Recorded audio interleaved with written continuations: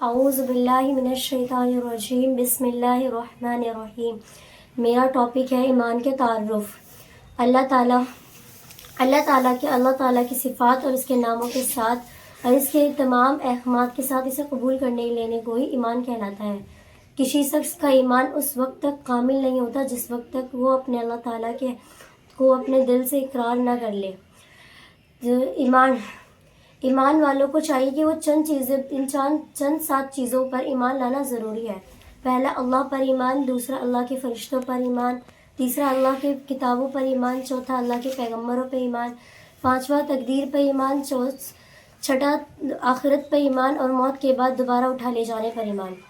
اللہ پر ایمان، اللہ پر ایمان اس قدر ہے جیسے توحید کا معنی ہوتا ہے مطلب اللہ کو ایک مان لینا اور اس زبان کے ساتھ ساتھ اس کا دل میں ایک ہونے کا یقین رکھنا۔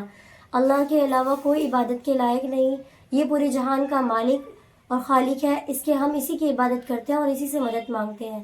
اس نے پوری دنیا کو پالا اور یہی پالنے والا ہے، یہ تمام آخرت تک ہمیں پالتا رہے گا۔ نہ اس کی کوئی اولاد تھی، نہ یہ کسی اور کا اولاد ہے، نہ یہ کبھی کسی کا اولاد تھا، نہ کبھی رہے گا۔ اللہ تعالیٰ کو ایک مان لینے کو ہی توحید کہتے ہیں۔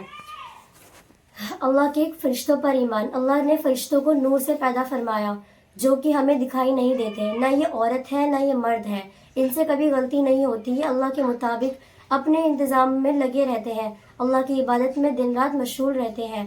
اللہ تعالیٰ کی کتابوں پر ایمان، اللہ تعالیٰ نے اپنے اس دنیا میں آنے سے پہلے بہت سے نبیوں کو کتاب ان پر اتاری، جیسے کہ حضرت عیسیٰ علیہ السلام پر توریت نازل فرمائی، حضرت داؤد علیہ السلام پر زبور نازل فرمائی، حضرت جبرائیل علیہ السلام،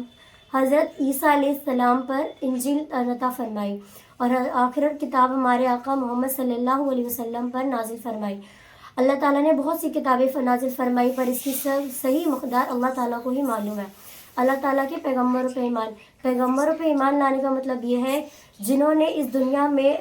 جب آپ صلی اللہ علیہ وسلم پیدا ہوئے تو اس وقت اس دنیا کی اتنی گندی حالت تھی کہ لوگ کھلا شراب پیتے تھے، زنا کرتے تھے، ہر چیز ان کے لیے عام بن گئی تھی، انہوں نے حرام کو عام بنا دیا تھا۔ تب اس وقت میں اللہ تعالیٰ نے اپنے کچھ بندوں میں سے چند بندوں کو مغرور عطا فرمایا اور انہیں اسلام پھیلانے کی توفیق فرمائی، انہیں ہی ہم پیغمبر یا رسول کے نام سے بھی جانا جاتا ہے۔ اللہ کے قیامت پر ایمان، قیامت اس دن کا نام ہے جس دن حضرت اسرافیل علیہ السلام سر پھونکیں گے اور اس سر کی آواز اتنی خطرناک اور اتنی سخت ہوگی کہ اس دن اس آواز سے پہاڑ سب ریگا ہو جائیں گے، سب ٹوٹ کے بکھر جائیں گے اور اس کی آواز اس قدر ہوگی کہ لوگوں کے کانوں سے خون بہنے لگے گا اور لوگ اس کی آواز سے بھاگنے لگیں گے اور اسی دن کو ہم قیامت بھی کہتے ہیں۔ قیامت آنے سے پہلے علم اٹھا لیا جائے گا، اسی لیے ایک حدیث پاک کا مفہوم ہے کہ قیامت آنے سے پہلے علم سیکھ لو لوگوں، ابھی بھی ٹائم ہے۔ اللہ تعالیٰ کے آخرت تقدیر پر ایمان، تقدیر مانے اللہ کی شفاعت پر ایمان یا پھر مقرر وقت پر ایمان، جیسے برائی، اچھائی، برے کام، اچھے کام، یہ سب اللہ کی مرضی سے ہی ہوتے ہیں اور یہ پہلے سے ہی طے کر دیے جاتے ہیں، یہ کسی کے ہونے، کہنے یا نہ ہونے سے نہیں ہوتے۔ اللہ کے